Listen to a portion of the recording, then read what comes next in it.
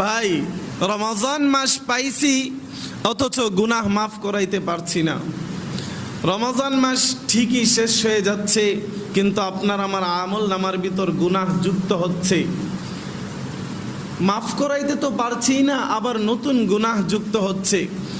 সেই ব্যক্তিদের জন্য আল্লাহর রাসূল সাল্লাল্লাহু আলাইহি ওয়াসাল্লামের যে আমিন বলেছে, যে সেই ব্যক্তিগুলো ধ্বংস।